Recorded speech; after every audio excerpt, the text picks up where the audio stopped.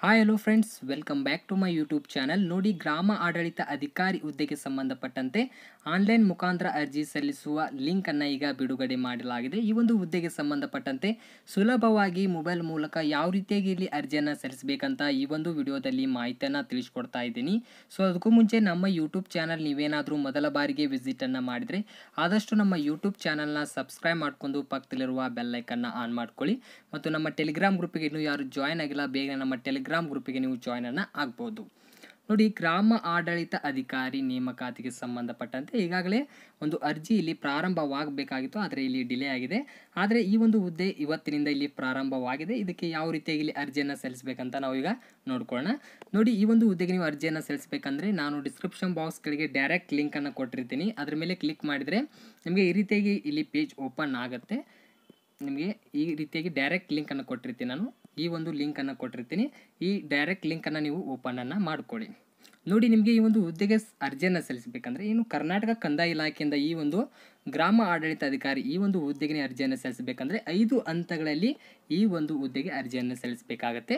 ಮೊದಲನೇದಾಗಿ ಒಂದು ಹುದ್ದೆ ಅರ್ಜಿಯನ್ನು ಸಲ್ಲಿಸಬೇಕಾಗತ್ತೆ. ಅಂದರೆ ಇಲ್ಲಿ ಪರ್ಸನಲ್ ಡೀಟೇಲ್ಸ್ ಆಗಿರ್ಬೋದು, ಒಂದು ಕಾಂಟ್ಯಾಕ್ಟ್ ಡೀಟೇಲ್ಸ್ ಆಗಿರ್ಬೋದು, ಒಂದು ಅಡ್ರೆಸ್ ಆಗಿರ್ಬೋದು, ಈ ರೀತಿಯಾಗಿ ಇಲ್ಲಿ ಮಾಹಿತಿಯನ್ನು ನೀಡಿ ಒಂದು ಹುದ್ದೆಗೆ ಅರ್ಜಿಯನ್ನು ಸಲ್ಲಿಸಬೇಕು. ಸೆಕೆಂಡ್ ಹಂತದಲ್ಲಿ ಒಂದು ಭಾವಚಿತ್ರ, ಒಂದು ಸಹಿಯನ್ನು ಅಪ್ಲೋಡ್ನ ಮಾಡಬೇಕು.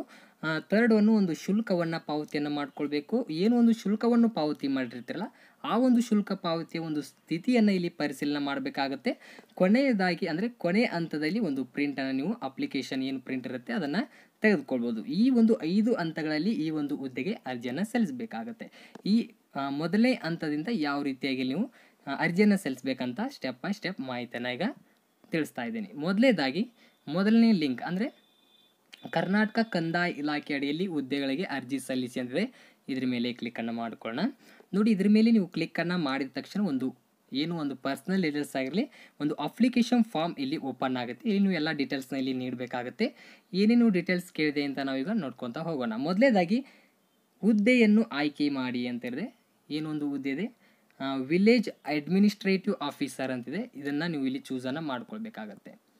ಇದಾದ ತಕ್ಷಣ ಅರ್ಜಿ ಸಲ್ಲಿಸುವ ಜಿಲ್ಲೆಯನ್ನು ಆಯ್ಕೆ ಮಾಡಿ. ಈಗಾಗಲೇ ಒಂದು ಡೀಟೇಲ್ಸ್ ನೋಟಿಫಿಕೇಶನಲ್ಲಿ ನೀವು ನೋಡಿರ್ಬೋದು, ಡಿಸ್ಟಿಕ್ ವೈಸ್ ವೇಕೆನ್ಸಿಯನ್ನು ರಿಲೀಸನ್ನು ಮಾಡಿದ್ದು, ಅದು ರಿಸರ್ವೇಷನ್ ಮೂಲಕ ಸೀಟ್ಗಳನ್ನ ಹಂಚಿಕೆಯನ್ನು ಮಾಡಿರ್ತಾರೆ. ಯಾವ ಒಂದು ಡಿಸ್ಟಿಕ್ಗೆ ನೀವು ಅರ್ಜಿಯನ್ನು ಸಲ್ಲಿಸಬೇಕಂತಿರಲ್ಲ ಆ ಡಿಸ್ಟಿಕ್ನ ಇಲ್ಲಿ ನೀವು ಚೂಸನ್ನು ಮಾಡ್ಕೊಳ್ಬೇಕಾಗತ್ತೆ. ನೋಡಿ, ಯಾವ ಡಿಸ್ಟಿಕ್ನಲ್ಲಿ ಎಷ್ಟು ಪೋಸ್ಟ್ಗಳಿದೆ ಅಂತ ಡೀಟೇಲ್ಸ್ ನೋಟಿಫಿಕೇಶನ್ ನೋಡ್ಕೊಂಡು ಆ ಡಿಸ್ಟಿಕ್ ಇಲ್ಲಿ ಚೂಸನ್ನು ಮಾಡ್ಕೊಳ್ಬೇಕಾಗತ್ತೆ. ನೋಡಿ, ಥರ್ಡ್ ಅಪ್ಲಿಕೇಟ್ ಫುಲ್ ನೇಮ್ ಅಂದರೆ SSLC ಅಂಕಪಟ್ಟಿಯಲ್ಲಿರುವಂತೆ ಒಂದು ಅಭ್ಯರ್ಥಿಯ ಪೂರ್ಣ ಹೆಸರನ್ನು ಹಾಕಬೇಕಾಗತ್ತೆ. ಏನು SLC ಮಾರ್ಕ್ಸ್ ಕಾರ್ಡ್ ಇದೆಯಲ್ಲ ಅದರಲ್ಲಿ ಏನು ಒಂದು ನಿಮ್ಮ ನೇಮ್ ಇದೆ ಅದೇ ರೀತಿಯಾಗಿ ಇಲ್ಲಿ ನೀವು ಫಿಲ್ಲನ್ನು ಮಾಡ್ಕೊಳ್ಳಿ. ಮತ್ತು ನಿಮ್ಮ ಮದರ್ ನೇಮ್ ಅಂದರೆ ಅದು SSLC ಮಾರ್ಕ್ಸ್ ಕಾರ್ಡ್ನಲ್ಲಿರುವಂತೆ ಹಾಕೊಳ್ಳಿ. ಮತ್ತು ಫಾದರ್ ನೇಮ್ ತಂದೆ ಹೆಸರು ಇದನ್ನು ನಿಮ್ಮ SSLC ಮಾರ್ಕ್ಸ್ ಕಾರ್ಡ್ನಲ್ಲಿರುವಂತೆ ಹಾಕೊಳ್ಳಿ. ಮತ್ತು ನಿಮ್ಮ ಜೆಂಡರ್ ಕೇಳುತ್ತೆ, ಮೇಲ್ ಫಿಮೇಲ್ ಮತ್ತು ಟ್ರಾನ್ಸ್ಜೆಂಡರ್ ಅಂತ ಕೇಳುತ್ತೆ. ನಿಮ್ಮದು ಮೇಲ್ ಇದ್ರೆ ಮೇಲ್ ಹಾಕ್ಕೊಳ್ಬೋದು, ಫಿಮೇಲ್ ಇದ್ರೆ ಫಿಮೇಲ್ ಹಾಕ್ಕೊಳ್ಬೋದು. ಈ ರೀತಿಯಾಗಿ ಜೆಂಡರ್ನ ಚೂಸನ್ನು ಮಾಡ್ಕೊಳ್ಳಿ. ಇದಾದ ತಕ್ಷಣ ಒಂದು ರಿಸರ್ವೇಷನ್ ಕ್ಯಾಟಗರಿ ಕೇಳುತ್ತೆ. ನಿಮ್ಮದು ಯಾವುದು category, SC ST category 1 2A 2B 3A 3B ಮತ್ತು ಸಾಮಾನ್ಯ ಅಭ್ಯರ್ಥಿ ಅಂದರೆ GM ಕ್ಯಾಟಗರಿ. ನಿಮ್ದು ಯಾವ ಕ್ಯಾಟಗರಿ ಇದೆ ಅದನ್ನು ಚೂಸನ್ನು ಮಾಡ್ಕೊಂಡ್ರೆ, ಎಕ್ಸಾಂಪಲ್ ನಾ ST ಅಂತ ಈಗ ಚೂಸನ್ನು ಮಾಡಿದರೆ ಆ ಒಂದು ಪರಿಶಿಷ್ಟ ಪಂಗಡಗೆ ಸಂಬಂಧಪಟ್ಟಂತೆ ಕಾಸ್ಟ್ ಸರ್ಟಿಫಿಕೇಟ್ ಅಂದರೆ RD ನಂಬರ್ ಇರುತ್ತೆ. ನಿಮ್ದು ಏನು ಕ್ಯಾಟಗರಿಗೆ ಸಂಬಂಧಪಟ್ಟಂತೆ ಕಾಸ್ಟ್ ಸರ್ಟಿಫಿಕೇಟ್ ಇರುತ್ತಲ್ಲ ಅದರಲ್ಲಿ RD ನಂಬರ್ ಇರುತ್ತೆ. ಆ ಒಂದು RD ನಂಬರ್ನ ನೀವು ಇಲ್ಲಿ ಫಿಲ್ಲನ್ನು ಮಾಡ್ಕೊಳ್ಳಿ. ಇದಾದ ತಕ್ಷಣ ಒಂದು SSLC ಪಟ್ಟಿಯಲ್ಲಿರುವಂತೆ ಒಂದು ಡೇಟ್ ಆಫ್ ಬರ್ತ್, ಏನು ಒಂದು SLC ಮಾರ್ಕ್ಸ್ ಕಾರ್ಡ್ ಇರುತ್ತಲ್ಲ ಅದರಲ್ಲಿ ಒಂದು ಡೇಟ್ ಆಫ್ ಬರ್ತ್ ಇರುತ್ತೆ. ಫಾರ್ ಎಕ್ಸಾಂಪಲ್ ನಿಮಗೆ ಈ ರೀತಿಯಾಗಿ ನಿಮ್ಮದು SLC ಮಾರ್ಕ್ಸ್ ಕಾರ್ಡ್ನಲ್ಲಿರುವಂತೆ ಡೇಟ್ ಆಫ್ ಬರ್ತ್ನ ನೀವು ಹಾಕೊಂಡ್ರೆ ಆಟೋಮೆಟಿಕ್ ಆಗಿ ನಿಮಗೆ ಇಲ್ಲಿ ಅರ್ಜಿ ಸಲ್ಲಿಸುವ ಕೊನೆಯ ದಿನಾಂಕದಂತೆ ಈ ಹುದ್ದೆಗೆ ಸಂಬಂಧಪಟ್ಟಂತೆ ನಿಮ್ಮ ಏಜ್ ಇಲ್ಲಿ ಆಟೋಮೆಟಿಕ್ ಬಂದುಬಿಡುತ್ತೆ. ಈ ರೀತಿಯಾಗಿ ನೀವು ಡೇಟ್ ಆಫ್ ಬರ್ತ್ನ ಹಾಕೊಳ್ಳಿ. ಇದಾದ ತಕ್ಷಣ ಒಂದು ಪರ್ಮನೆಂಟ್ ಅಡ್ರೆಸ್ ಕೇಳಿದ್ರೆ ಒಂದು ಕಾಯಂ ವಿಳಾಸ, ನೀವೊಂದು ಆಧಾರ್ ಕಾರ್ಡ್ನ ತೆಗೆದಿಟ್ಕೊಳ್ಬೇಕಾಗತ್ತೆ. ಆಧಾರ್ ಕಾರ್ಡ್ನಲ್ಲಿರುವಂಥ address, taluk name, district, state, pin code, ಈ ರೀತಿಯಾಗಿ ಎಲ್ಲ ಡೀಟೇಲ್ಸ್ನ ನೀಡಿ. ಈ ಎಲ್ಲ ಡೀಟೇಲ್ಸ್ನ ನೀಡಿ ನೀವು ಇಲ್ಲಿ ಏನು ಕಮ್ಯುನಿಕೇಷನ್ ಅಡ್ರೆಸ್ಗೆ ಸಂಬಂಧ ಅಂದರೆ ನೀವು ಏನು ಆಧಾರ್ ಕಾರ್ಡಲ್ಲಿರುವ ಪರ್ಮನೆಂಟ್ ಅಡ್ರೆಸ್ಸಲ್ಲಿ ನೀವೀಗ ವಾಸವನ್ನು ಮಾಡ್ತಾ ಇಲ್ಲ ಅಂದರೆ ಬೇರೆ ಒಂದು ಡಿಸ್ಟಿಕ್ನಲ್ಲಿ ವಾಸ ಮಾಡ್ತಾ ಇದ್ದರೆ ನೋ ಅಂತ ನೀವು ಇಲ್ಲಿ ಫಿಲ್ಲನ್ನು ಮಾಡಿ. ಸದ್ಯಕ್ಕೆ ಯಾವ ಒಂದು ಡಿಸ್ಟಿಕ್ನಲ್ಲಿ ಚೂಸ್ ಮಾಡ್ತಿರಲ್ಲ ಅದನ್ನ ಅಡ್ರೆಸ್ನ ಹಾಕ್ಕೊಳ್ಬೇಕು. ಇಲ್ಲ ನಾ ಯಾವುದೇ ರೀತಿಯಾಗಿ ಆಧಾರ್ ಕಾರ್ಡ್ನಲ್ಲಿರುವಂಥ ಪರ್ಮನೆಂಟ್ ಅಡ್ರೆಸ್ನಲ್ಲಿ ನೀವು ಅದೀರಾ ಅಂದರೆ ಇಲ್ಲಿ ನೀವು ಎಸ್ ಅಂತ ಕ್ಲಿಕ್ ಮಾಡಿದ್ರೆ ಆಟೋಮೆಟಿಕ್ ನೀವು ಮೇಲೆ ಏನು ಫಿಲ್ ಮಾಡಿರ್ತಾರಲ್ಲ ಅಡ್ರೆಸ್ಸು ಅದೇ ರೀತಿಯಾಗಿ ಇಲ್ಲಿ ಕೆಳಗೆ ಫಿಲ್ ಆಗುತ್ತೆ. ಈ ರೀತಿಯಾಗಿ ಅಡ್ರೆಸ್ ಡೀಟೇಲ್ಸ್ ನೀಡಿ ಬೇಸಿಕ್ ಆಗಿ ಇರುತ್ತೆ. ಇದಾದ ತಕ್ಷಣ ಒಂದು ಮೊಬೈಲ್ ನಂಬರ್ 10 ಡಿಜಿಟಲ್ ಆ್ಯಕ್ಟಿವ್ ಇರುವ ಒಂದು ಮೊಬೈಲ್ ನಂಬರ್ನ ನೀವು ಇಲ್ಲಿ ಹಾಕೊಳ್ಬೇಕಾಗತ್ತೆ. ಮತ್ತು ಇಮೇಲ್ ಐ ಡಿ, ನಿಮ್ಮ ಒಂದು ಇಮೇಲ್ ಐ ಡಿ ಆ್ಯಕ್ಟಿವ್ ಇರುವ ಇಮೇಲ್ ಐ ಡಿನ ಹಾಕೊಳ್ಬೇಕಾಗತ್ತೆ. ಇವೆರಡು ಇಂಪಾರ್ಟೆಂಟ್ಸ್ ಆಗಿರ್ತವೆ. ಕರೆಕ್ಟಾಗಿ ಒಂದು ಮೊಬೈಲ್ ನಂಬರ್, ಇಮೇಲ್ ಐ ಡಿನ ಇಲ್ಲಿ ಫಿಲ್ಲನ್ನು ಮಾಡ್ಕೊಳ್ಳಿ. ಇದಾದ ತಕ್ಷಣ ಒಂದು ಆರ್ ಯು ಮ್ಯಾರಿಡ್ ಅಂತ ಕೇಳುತ್ತೆ. ನೀವೇನಾದರೂ ಮ್ಯಾರಿಡ್ ಆಗಿದ್ರೆ ಎಸ್ ಅಂತ ಹಾಕೊಳ್ಳಿ, ಇಲ್ಲಾದರೆ ನೋ ಅಂತ ಹಾಕೊಳ್ಳಿ. ಮತ್ತು ಮೀಸಲಾತಿಗೆ ಸಂಬಂಧಪಟ್ಟಂಗೆ ರಿಸರ್ವೇಷನ್ ಇರ್ತವೆ ನೋಡಿ. ಗ್ರಾಮೀಣ ಅಭ್ಯರ್ಥಿ ಆಗಿದ್ದರೆ ನೀವು ಎಸ್ ಅಂತ ಹಾಕ್ಕೊಳ್ಬೋದು, ಇಲ್ಲ ನಾನು ಗ್ರಾಮೀಣ ಅಭ್ಯರ್ಥಿ ಇಲ್ಲ ಅಂದರೆ ನೋ ಅಂತ ಹಾಕ್ಕೊಳ್ಬೋದು. ಕನ್ನಡ ಮಾಧ್ಯಮ ಅಭ್ಯರ್ಥಿ ಆಗಿದ್ದರೆ ಎಸ್ ಅಂತ ಹಾಕೊಳ್ಳಿ, ಇಲ್ಲಾದರೆ ನೋ ಅಂತ ಹಾಕೊಳ್ಳಿ. ಮತ್ತು ಯೋಜನಾ ನಿರಾಶ್ರಿತ ಅಭ್ಯರ್ಥಿ ಆಗಿದ್ದರೆ ನೀವೇನಾದರೂ ಎಸ್ ಅಂತ ಹಾಕೊಂಡ್ರೆ ಈ ಒಂದು PDP ಏನು PDP ಇರುತ್ತೆ ಅಂದರೆ ಯೋಜನಾ ನಿರಾಶ್ರಿತ ಅಭ್ಯರ್ಥಿ ಇರ್ತಾರಲ್ಲ ಅವರಿಗೆ ಒಂದು ಸರ್ಟಿಫಿಕೇಟ್ ಕೊಟ್ಟಿರ್ತಾರೆ. ಆ ಒಂದು ಸರ್ಟಿಫಿಕೇಟ್ನ ಒಂದು RD ನಂಬರ್ ಇರುತ್ತೆ. ಆ ಒಂದು RD ನಂಬರನ್ನು ನೀಡಬೇಕು ಒಂದು PDF ಕ್ಯಾಂಡಿಡೇಟ್ಗಳು.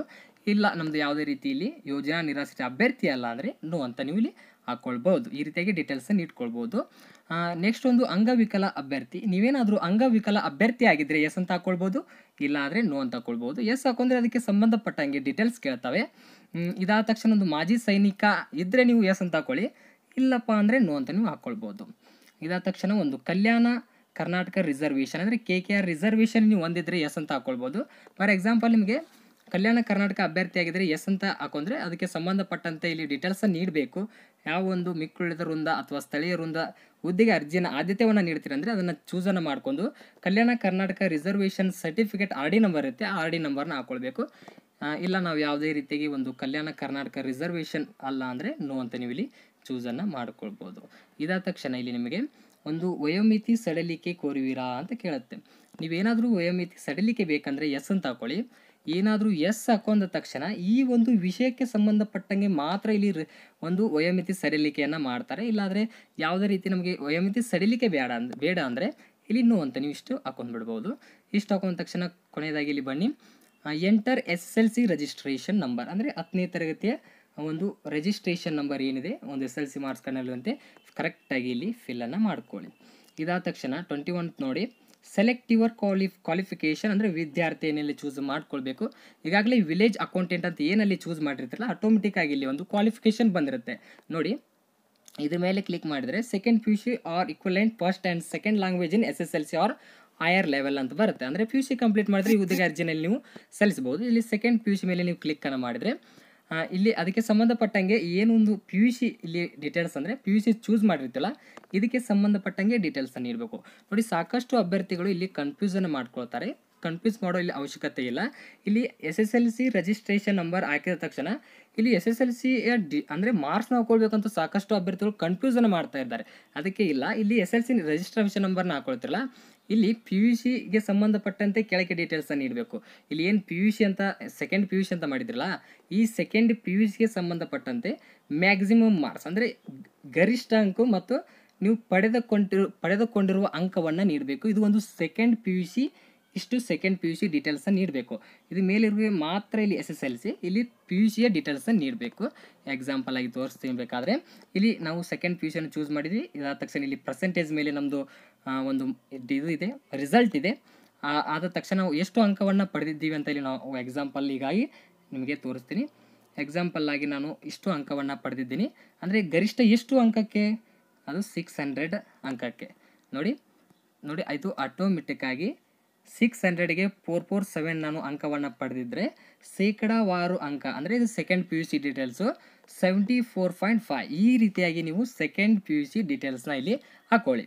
ಇದಾದ ತಕ್ಷಣ ಒಂದು ಪ್ರಮಾಣ ಪತ್ರ ಪಡೆದ ಮಂಡಳಿ ಅಥವಾ ಒಂದು ಸಂಸ್ಥೆ ಹೆಸರನ್ನು ಹಾಕ್ಕೊಳ್ಬೇಕು. ಏನೊಂದು ಸೆಕೆಂಡ್ PUC ಇದೆಯಲ್ಲ ಆ ಒಂದು ಸೆಕೆಂಡ್ PUC ಮಾರ್ಕ್ಸ್ ಕಾರ್ಡ್ನಲ್ಲಿ ಬೋರ್ಡ್ ನೇಮ್ ಇರುತ್ತೆ, ಆ ಬೋರ್ಡ್ ನೇಮನ್ನು ಇಲ್ಲಿ ಹಾಕ್ಕೊಳ್ಬೋದು ಅಥವಾ ಒಂದು ಸಂಸ್ಥೆ ಹೆಸರನ್ನು ಹಾಕ್ಕೊಳ್ಬೋದು. ಬೋರ್ಡ್ ನೇಮ್ ಇಲ್ಲಿ ಹಾಕೊಳ್ಳಿ, PUC ಮಾರ್ಕ್ಸ್ ಕಾರ್ಡ್ನಲ್ಲಿ ಇರುತ್ತೆ. ಇದಾದ ತಕ್ಷಣ are you state and central government servant ಅಂದರೆ ರಾಜ್ಯ ಮತ್ತು ಕೇಂದ್ರ ಸರ್ಕಾರ ಸೇವಕರಾಗಿದ್ದರೆ ನೀವು ಇಲ್ಲಿ ಎಸ್ ಅಂತ ಹಾಕ್ಕೊಳ್ಬೋದು, ಇಲ್ಲಾದರೆ ನೋ ಅಂತ ಹಾಕ್ಕೊಳ್ಬೋದು. ಮತ್ತು ಪ್ರಸ್ತುತ ನೀವು ಏನಾದರೂ ಕೆಲಸ ಮಾಡ್ತಾಯಿದ್ರೆ ಎಸ್ ಅಂತ ಹಾಕ್ಕೊಳ್ಬೋದು, ಇಲ್ಲಾದರೆ ನೀವು ಇಲ್ಲಿ ನೋ ಅಂತ ನೀವು ಇಲ್ಲಿ ಚೂಸನ್ನು ಮಾಡ್ಕೊಳ್ಬೋದು. ಎಸ್ ಹಾಕೊಂಡ್ರೆ ಯಾವ ಒಂದು ಕೆಲಸ ಮತ್ತು ಎಕ್ಸ್ಪೀರಿಯನ್ಸ್ ಜೊತೆಗೆ ಇಲ್ಲಿ ಡೀಟೇಲ್ಸನ್ನು ನೀಡಬೇಕಾಗತ್ತೆ, ಇಲ್ಲಾದರೆ ನೀವು ನೋ ಅಂತ ಹಾಕ್ಕೊಳ್ಳಿ. ಇದಾದ ತಕ್ಷಣ ಇನ್ನೂ 2 ಇದ್ದಾವೆ ನೋಡಿ. Enter last 4 digital of Aadhaar number, ಏನು ಕೊನೆಯ 4 ಆಧಾರ್ ನಂಬರ್ ಇರುತ್ತಲ್ಲ ಆ ಆಧಾರ್ ನಂಬರ್ನಲ್ಲಿ ಹಾಕ್ಕೊಳ್ಬೇಕಾಗತ್ತೆ. ಫಾರ್ ಎಕ್ಸಾಂಪಲ್ ನಿಮಗೆ 12 ಡಿಜಿಟಲ್ ಒಂದು ಆಧಾರ್ ನಂಬರ್ ಇರುತ್ತೆ. ನಿಮಗೆ ಈಗ ಎಕ್ಸಾಂಪಲ್ ಆಗಿ ತೋರಿಸ್ತೀನಿ. ಇಷ್ಟು 12 ಡಿಜಿಟಲ್ ಒಂದು ಆಧಾರ್ ನಂಬರ್ ಇರುತ್ತಲ್ಲ ಇಲ್ಲಿ ಕೊನೆಯ 4 ಡಿಜಿಟಲ್ ನಂಬರ್ನ ಮಾತ್ರ ಇಲ್ಲಿ ಏನು ಕೇಳಿದಾರಲ್ಲ ಇಲ್ಲಿ ಮಾತ್ರ ನೀಡ್ಕೊಳ್ಳಿ. 4 ಡಿಜಿಟಲ್ ಅಂದರೆ ಲಾಸ್ಟ್ ಡಿಜಿಟಲ್ ಆಧಾರ್ ನಂಬರ್ನ ಇಲ್ಲಿ ಮಾತ್ರ ಹಾಕ್ಕೊಳ್ಬೇಕಾಗತ್ತೆ. ನೋಡಿ ಕೊನೆಯದಾಗಿ ಪರೀಕ್ಷಾ ಕೇಂದ್ರವನ್ನು ಇಲ್ಲಿ ಆಯ್ಕೆ ಮಾಡ್ಕೊಳ್ಬೇಕಾಗತ್ತೆ. ಇಲ್ಲಿ ನಿಮಗೊಂದು ಗುಡ್ ನ್ಯೂಸ್ ಏನಪ್ಪ ಅಂತಂದರೆ ಪ್ರತಿ ಜಿಲ್ಲೆಯಲ್ಲಿ ಈಗ ಎಕ್ಸಾಮಿನೇಷನ್ನ ಇವರು ಕಂಡಕ್ಟ್ನ ಮಾಡ್ತಾ ಇದ್ದಾರೆ. ಇದೊಂದು ಖುಷಿಯ ವಿಚಾರ ಅಂತ ಹೇಳ್ಬೋದು. ನಿಮ್ಮದು ಯಾವ ಜಿಲ್ಲೆ ಇದೆ ಆ ಜಿಲ್ಲೆಯ ಒಂದು ಪರೀಕ್ಷಾ ಒಂದು ಕೇಂದ್ರವಾಗಿ ಆಯ್ಕೆ ಮಾಡ್ಕೊಳ್ಳಿ. ಅಲ್ಲೇ ಒಂದು ಕೇಂದ್ರದಲ್ಲಿ ನೀವು ಪರೀಕ್ಷೆಯನ್ನು ಬರ್ಕೊಳ್ಬೋದು. ಇದೊಂದು ಗುಡ್ ನ್ಯೂಸ್ ಅಂತ ಹೇಳ್ಬೋದು. ನಿಮ್ಮ ಜಿಲ್ಲೆಯಲ್ಲೇ ಒಂದು ಎಕ್ಸಾಮಿನೇಷನ್ನ ಇಲ್ಲಿ ಬರಿಬೋದು. ಈ ರೀತಿಯಾಗಿ ಎಲ್ಲ ಡೀಟೇಲ್ಸ್ನ ಕ್ಲಿಯರಾಗಿ ಫಿಲ್ ಮಾಡ್ಕೊಳ್ಳಿ. ಇದಾದ ತಕ್ಷಣ ಇಲ್ಲಿ ಡಿಕ್ಲೇರ್ ಬಾಕ್ಸ್ ಇದೆಯಲ್ಲ ಇದ್ರ ಮೇಲೆ ಕ್ಲಿಕ್ಕನ್ನು ಮಾಡ್ಕೊಳ್ಳಿ. ಕ್ಲಿಕ್ ಮಾಡಿದ ತಕ್ಷಣ ಇಲ್ಲಿ ಪ್ರಿವ್ಯೂ ಅಂತಿದೆ, ಪ್ರಿವ್ಯೂ ಮೇಲೆ ಕ್ಲಿಕ್ಕನ್ನು ಮಾಡ್ಕೊಳ್ಳಿ. ನೋಡಿ ಇಲ್ಲಿ ಪ್ರಿವ್ಯೂ ಮೇಲೆ ಕ್ಲಿಕ್ಕನ್ನು ಈಗ ನಾವು ಮಾಡ್ಕೊಳ್ಳೋಣ. ನೋಡಿ ನೀವು ಪ್ರಿವ್ಯೂ ಮೇಲೆ ಕ್ಲಿಕ್ಕನ್ನು ಮಾಡಿದ ತಕ್ಷಣ ಒಂದು ಅಪ್ಲಿಕೇಶನ್ ಪ್ರಿವ್ಯೂ ತೋರಿಸುತ್ತೆ. ಅಂದರೆ ನೀವು ಏನು ಡೀಟೇಲ್ಸನ್ನು ನೀಡಿರ್ತಿಲ್ಲ, ಒಂದು ಪೋಸ್ಟ್ ಅಪ್ಲೈಡ್ ಆಗಿರ್ಬೋದು ಮತ್ತು ಡಿಸ್ಟಿಕ್ ಅಪ್ಲೈ ಆಗಿರ್ಬೋದು, ನಿಮ್ಮ full name, mother name, father name, date of birth, ನಿಮ್ಮ address, mobile number, email I D ಮತ್ತು ರಿಸರ್ವೇಷನ್ಸ್ಗಳು, ನಿಮ್ಮ ಕೆಟಗರಿ ಮತ್ತು SLC registration number, PUC details ಆಗಿರ್ಬೋದು, ಎಷ್ಟು ಅಂಕವನ್ನು ಕರೆಕ್ಟಾಗಿದ್ದರೆ ಎಲ್ಲ ಕ್ಲಿಯರಾಗಿ ಇಲ್ಲಿ ನೀವು ನೋಡ್ಕೊಳ್ಬೇಕಾಗತ್ತೆ. ಅಂದರೆ ಇಲ್ಲಿ ಎಡಿಟ್ ಮಾಡೋ ಅವಕಾಶವನ್ನು ಕೊಟ್ಟಿರ್ತಾರೆ ಮತ್ತು ನಿಮಗೆ ಆಟೋಮೆಟಿಕ್ಕಾಗಿ ಇಲ್ಲಿ ಫೀಸ್ ಬರುತ್ತೆ. ಎಷ್ಟು ಒಂದು ನಿಮ್ಮ ಕೆಟಗರಿಗೆ ಫೀಸ್ ಇದೆ ಅಂತ ಇಲ್ಲಿ ಆಟೋಮೆಟಿಕ್ ಬರುತ್ತೆ. ಇಲ್ಲಿ ನೀವು ಇಲ್ಲಿ ಕ್ಯಾಪ್ಚಾನ ಹಾಕ್ಕೊಳ್ಬೇಕು. ಕ್ಯಾಪ್ಚಾ ಹಾಕೊಂಡು ನೀವು ಇಲ್ಲಿ ಸೇವ್ ಅಂತ ಕ್ಲಿಕ್ಕನ್ನು ಮಾಡ್ಕೊಳ್ಬೇಕು. ಏನಾದರೂ ಎಡಿಟ್ ಬೇಕಾದರೆ ಇಲ್ಲಿ ಎಡಿಟ್ ಅಂತಿದೆ, ಎಡಿಟ್ ಮೇಲೆ ಕ್ಲಿಕ್ಕನ್ನು ಮಾಡ್ಕೊಂಡು ನೀವು ಇಲ್ಲಿ ಎಡಿಟನ್ನು ಮಾಡ್ಕೊಳ್ಬೋದು. ಈಗ ಇಲ್ಲಿ ಕ್ಯಾಪ್ಚಾ ಇದೆ, ಕ್ಯಾಪ್ಚಾ ಹಾಕೊಂಡು ನೆಕ್ಸ್ಟ್ನ ಪ್ರೊಸೆಸ್ನ ಹೋಗೋಣ. ನೋಡಿ ಇಷ್ಟು ಡೀಟೇಲ್ಸ್ನ ನೀಡಿ ಇಲ್ಲಿ ಸೇವ್ ಚೇಂಜಸ್ ಅಂತ ಇದೆಯಲ್ಲ ಇದ್ರ ಮೇಲೆ ನೀವು ಕ್ಲಿಕ್ಕನ್ನು ಇಲ್ಲಿ ಮಾಡ್ಕೊಳ್ಬೇಕಾಗತ್ತೆ. ಇದ್ರ ಮೇಲೆ ಕ್ಲಿಕ್ಕನ್ನು ಮಾಡ್ಕೊಳ್ಳೋಣ. ನೋಡಿ ಸೇವ್ ಚೇಂಜಸ್ ಮೇಲೆ ನೀವು ಕ್ಲಿಕ್ಕನ್ನು ಮಾಡಿದರೆ ನೆಕ್ಸ್ಟ್ ಇಲ್ಲಿ ಪ್ರೊಸೆಸ್ ಹೋಗುತ್ತೆ. ಸೇವ್ ಚೇಂಜಸ್ ಮೇಲೆ ಕ್ಲಿಕ್ಕನ್ನು ಮಾಡ್ಕೊಳ್ಬೇಕಾಗತ್ತೆ. ನೋಡಿ ಇದ್ರ ಮೇಲೆ ಕ್ಲಿಕ್ಕನ್ನು ಮಾಡಿದ ತಕ್ಷಣ ನಿಮಗೆ ರಿಜಿಸ್ಟ್ರೇಷನ್ ಸಕ್ಸಸ್ಫುಲ್ ಅಂದರೆ register successfully and your application ID is ನಿಮ್ಮ ಒಂದು ಅಪ್ಲಿಕೇಶನ್ ID ಬರುತ್ತೆ. ಇಲ್ಲಿ ನೀವು ನೋಡ್ಕೊಳ್ಬೋದು register successfully and your application ID is ಇಲ್ಲಿ ID ಬರುತ್ತೆ ಮತ್ತು ನಿಮಗೆ SMS ಮೂಲಕನೋದು ಅವರು ಕಳಿಸ್ತಾರೆ.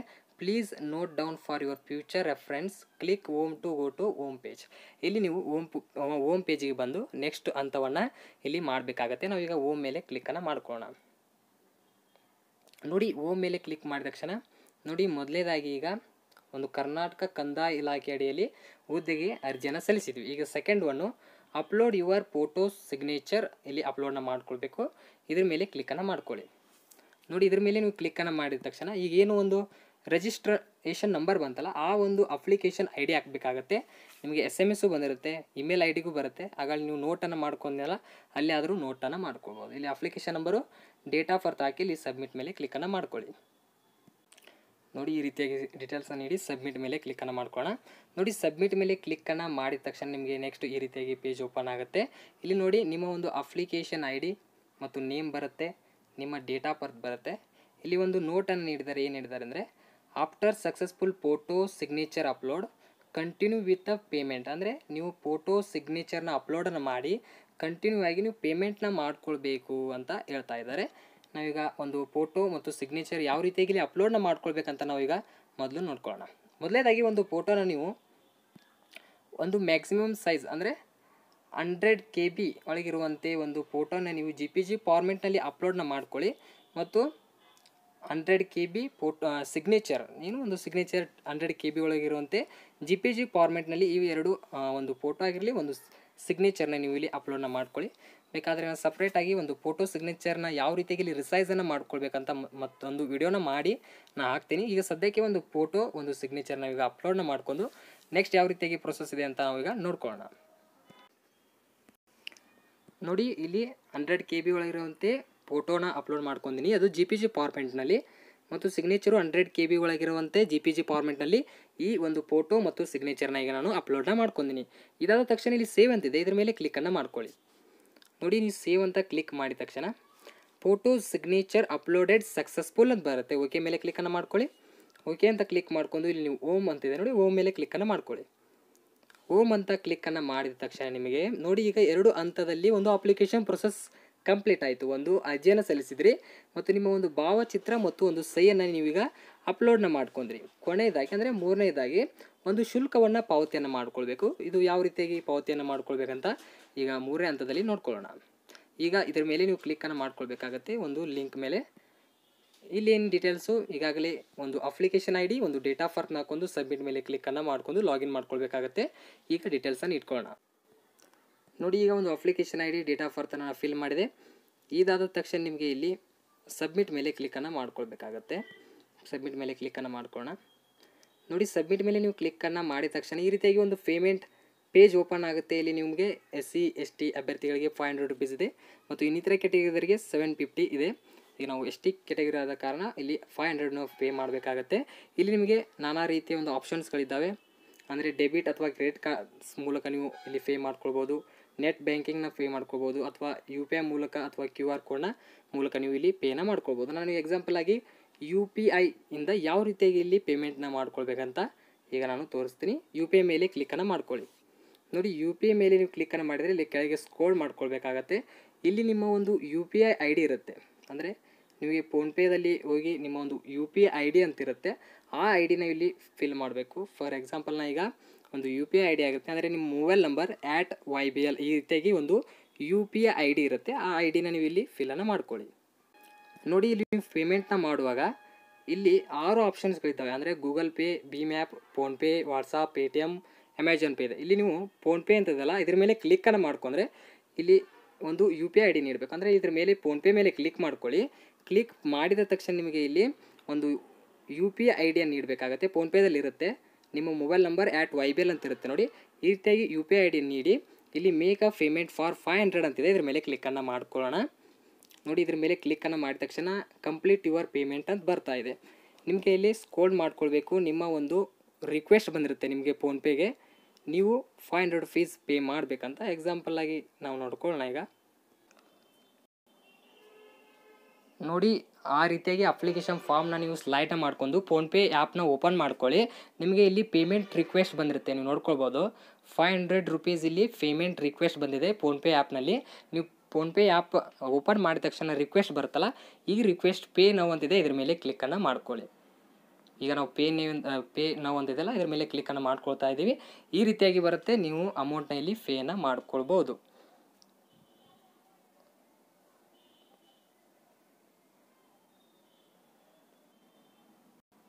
ನೋಡಿ, ಈ ರೀತಿಯಾಗಿ ಒಂದು ಕೆಗೆ ಪೇಮೆಂಟ್ ಆಯಿತು.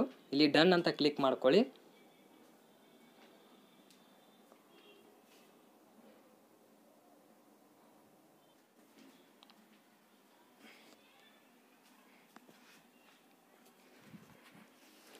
ನೋಡಿ, ಡನ್ ಅಂತ ಕ್ಲಿಕ್ ಮಾಡಿದ ತಕ್ಷಣ ಇಲ್ಲಿ transaction successfully, kindly take printout of payment acknowledgement ಅಂತ ಬರ್ತಾ ಇದೆ. ನೀವು ನೋಡ್ಕೊಳ್ಬೋದು, ನಾನು ಲೈವ್ ಆಗಿ ಪೇಮೆಂಟ್ನ ಮಾಡಿದೆ. Transaction successful ಅನ್ನತ್ತೆ. ಓಕೆ ಮೇಲೆ ಕ್ಲಿಕ್ಕನ್ನು ಮಾಡ್ಕೊಳ್ಳಿ. ನಿಮ್ಮದು ಒಂದು ಪೇಮೆಂಟ್ ಇಲ್ಲಿ ಒಂದು ಸ್ವೀಕೃತಿ ಬರುತ್ತೆ. ಇದನ್ನು ನೀವು ಪ್ರಿಂಟನ್ನು ಮಾಡ್ಕೋಬೋದು ಮತ್ತು ಸ್ಕ್ರೀನ್ಶಾಟ್ ಮಾಡ್ಕೊಳ್ಳಿ. ನಿಮ್ಮ ಒಂದು ಮೊಬೈಲ್ನಲ್ಲಿ ಇದನ್ನು ಸೇವ್ ಮಾಡ್ಕೊಳ್ಬೋದು ಅಥವಾ ನೋಟನ್ನು ಮಾಡ್ಕೊಳ್ಬೋದು. ಒಂದು ಅಪ್ಲಿಕೇಶನ್ ID ಅಥವಾ ಒಂದು ಟ್ರಾನ್ಸಾಕ್ಷನ್ ID. ಈ ರೀತಿಯಾಗಿ ನೀವು ಕೊನೆಯ ತನಕ ಒಂದು ಅಪ್ಲಿಕೇಶನ್ ಪ್ರೊಸೆಸ್ನ ಹಾಕಿ, ಅಂದರೆ ಇಲ್ಲಿ ಪೇಮೆಂಟ್ನ ಮಾಡ್ಕೊಳ್ಳಿ. ಇದನ್ನು ಪ್ರಿಂಟ್ ಅಂತಿದೆ, ಇದ್ರ ಮೇಲೆ ಕ್ಲಿಕ್ಕನ್ನು ಮಾಡ್ಕೊಂಡು PDF ಇಲ್ಲಿ ಸೇವನ್ನು ಮಾಡ್ಕೊಳ್ಬೋದು. ನೋಡಿ, ಈ ರೀತಿಯಾಗಿ ಪೇಮೆಂಟ್ ಮಾಡಿದ ತಕ್ಷಣ ನಿಮಗೆ ಇಲ್ಲಿ ಓಮ್ ಅಂತಿದೆ, ಓಮ್ ಮೇಲೆ ಕ್ಲಿಕ್ಕನ್ನು ಮಾಡ್ಕೊಳ್ಳಿ. ನೋಡಿ, ಓಮ್ ಮೇಲೆ ಕ್ಲಿಕ್ಕನ್ನು ಮಾಡಿದ ತಕ್ಷಣ ನಿಮಗೆ ಇಲ್ಲಿ 4ನೇ ಹಂತದಲ್ಲಿ ಒಂದು ಪಾವತಿಯ ಸ್ಥಿತಿಯನ್ನು ಪರಿಶೀಲನೆ ಮಾಡಿಸಬೇಕಾಗತ್ತೆ. ಅಂದರೆ ಈ ಒಂದು ಲಿಂಕನ್ನು ಯಾಕೆ ಬಿಟ್ಟಿದ್ದಾರೆ ಅಂದರೆ, ಸಾಕಷ್ಟು ಅಭ್ಯರ್ಥಿಗಳು ಪೇಮೆಂಟ್ ಮಾಡಿರ್ತಾರೆ, ಆಗಾಳೆ ನೀವು ಬಂದಿರುವಂತೆ ಟ್ರಾನ್ಸಾಕ್ಷನ್ ಸಕ್ಸಸ್ಫುಲ್ ಅಂತ ಬರ್ತಾ ಇರೋಂಗಿಲ್ಲ, ಅದಕ್ಕೆ ಆಟೋಮೆಟಿಕ್ ಹೊರ ಬಂದಿರುತ್ತೆ. ಅದಕ್ಕೆ ಒಂದು ಪಾವತಿಯ ಸ್ಥಿತಿಯನ್ನು ನೀವು ಪರಿಶೀಲನೆ ಮಾಡ್ಕೊಳ್ಬೋದು. ನಿಮ್ಮೊಂದು application ID, date of birth ಹಾಕೊಂಡು ನೀವು ಇಲ್ಲಿ ಒಂದು ಪಾವತಿಯ ಸ್ಥಿತಿಯನ್ನು ನೋಡ್ಕೊಳ್ಬೋದು. ಏನಾದರೂ ನಿಮಗೆ ಸ್ವೀಕೃತಿ ಬರಲಿಲ್ಲ ಅಂದರೆ ಇಲ್ಲಿ ನೀವು ಪಾವತಿಯ ಸ್ಥಿತಿಯನ್ನು ಪರಿಶೀಲನೆ ಮಾಡ್ಕೊಳ್ಳಿ. ಕೊನೆಯದಾಗಿ ಒಂದು ಪ್ರಿಂಟ್ ಅಪ್ಲಿಕೇಶನ್ ಅಂತಿದೆ, ಇಲ್ಲಿ ಒಂದು ಅಪ್ಲಿಕೇಶನ್ ID, ಡೇಟ್ ಆಫ್ ಬರ್ತ್ನ ನೀವು ಹಾಕೋಬೇಕು. ನೋಡಿ, ಈ ರೀತಿಯಾಗಿ ನಿಮ್ಮ ಒಂದು ಅಪ್ಲಿಕೇಶನ್ ID ಮತ್ತು ಡೇಟ್ ಆಫ್ ಬರ್ತ್ ಹಾಕೊಂಡು ಇಲ್ಲಿ ಸಬ್ಮಿಟ್ ಮೇಲೆ ಕ್ಲಿಕ್ಕನ್ನು ಮಾಡ್ಕೊಂಡ್ರೆ ನಿಮ್ದು ಏನೊಂದು ಅಪ್ಲಿಕೇಶನ್ ಅರ್ಜಿಯನ್ನು ಸಲ್ಲಿಸಿದ್ರಲ್ಲ, ಓಕೆ ಮೇಲೆ ಕ್ಲಿಕ್ಕನ್ನು ಮಾಡ್ಕೊಳ್ಳಿ. ಆಲ್ವೇಸ್ ಓಕೆ ಮೇಲೆ ಕ್ಲಿಕ್ ಮಾಡಿದರೆ ನಿಮ್ಮ ಪ್ರಿಂಟ್ಔಟ್ ಇಲ್ಲಿ ಡೌನ್ಲೋಡ್ ಆಗುತ್ತೆ. ನೋಡಿ, ಅದು ಓಕೆ ಮೇಲೆ ಕ್ಲಿಕ್ ಮಾಡಿದರೆ ಆಟೋಮೆಟಿಕ್ ಡೌನ್ಲೋಡ್ ಆಗಿರುತ್ತೆ. ಬೇಕಾದರೆ ಇನ್ನೊಮ್ಮೆ ನೀವು PDF ಇಲ್ಲಿ ಡೌನ್ಲೋಡ್ ಮಾಡ್ಕೊಳ್ಬೋದು. ಡೌನ್ಲೋಡ್ ಆಗೇನಂತಂದರೆ ನಿಮ್ಮ ಒಂದು ಇಲ್ಲಿ PDF ಮೂಲಕ ಇಲ್ಲಿ ಒಂದು ಡೌನ್ಲೋಡ್ ಆಗಿರುತ್ತೆ. ನೋಡಿ, ನೀವು ನೋಡ್ಕೊಳ್ಬೋದು, ಕೊನೆಯ ಒಂದು ಪ್ರಿಂಟ್ಔಟ್ ಬಂತು. ಅಂದರೆ ಈ ರೀತಿಯಾಗಿ ನೀವು ಸುಲಭವಾಗಿ ಸ್ಟೆಪ್ ಬೈ ಸ್ಟೆಪ್ ನಾವು ನೀಡಿರುವ ಡೀಟೇಲ್ಸ್ ಮೂಲಕ ನೀವು ಈ ರೀತಿಯಾಗಿ ಫಿಲ್ ಮಾಡ್ಕೋತಾ ಅಪ್ಲಿಕೇಶನ್ನ ನೀವು ಸುಲಭವಾಗಿ ಮೊಬೈಲ್ ಮೂಲಕನೇ ಅರ್ಜಿಯನ್ನು ಸಲ್ಲಿಸ್ಬೋದು. ಲಾಸ್ಟ್ ಕೊನೆಯ ಒಂದು ಸ್ವೀಕೃತಿ ಈ ರೀತಿಯಾಗಿ ಇಲ್ಲಿ ಬರುತ್ತೆ. ಇಲ್ಲಿ ಒಂದು ಪೇಮೆಂಟ್ ಜೊತೆಗೆ ಈಗಾಗಲೇ ಒಂದು ಪೇಮೆಂಟ್ ಮಾಡಿರೋ ಹಾಗೆ ಇಲ್ಲಿ ಪೇಮೆಂಟ್ನು ಸಕ್ಸಸ್ಫುಲ್ ಆಗಿರುತ್ತೆ. ಈ ರೀತಿಯಾಗಿ ಒಂದು ಕೊನೆಯ ಒಂದು ಅಪ್ಲಿಕೇಶನ್ ಪ್ರಿಂಟ್ ನೀವು PDF ಮೂಲಕ ಸೇವನ್ನು ಮಾಡ್ಕೊಳ್ಳಿ. ನೋಡಿ, ಈ ರೀತಿಯಾಗಿ ಅರ್ಜಿ ಸಲ್ಲಿಸುವಾಗ ಏನಾದರೂ ತೊಂದರೆ ಇದ್ದರೆ ನನಗೆ ಕಮೆಂಟ್ ಸೆಕ್ಷನಲ್ಲಿ ಕಮೆಂಟ್ ಮಾಡಿ. ನಮ್ಮ ಟೆಲಿಗ್ರಾಮ್ ಗ್ರೂಪಿಗೆ ಜಾಯ್ನ್ ಆಗಿ, ಅಲ್ಲಿ ಖಂಡಿತವಾಗ್ಲೂ ನಾನು ರಿಪ್ಲೈನ ಮಾಡ್ತೀನಿ. ಮತ್ತು ಈ ವಿಡಿಯೋ ಇಷ್ಟ ಆದರೆ ಆದಷ್ಟು ಲೈಕ್ ಮಾಡಿ, ನಿಮ್ಮ ಫ್ರೆಂಡ್ಸ್ಗಳಿಗೆ ಶೇರ್ ಮಾಡಿ.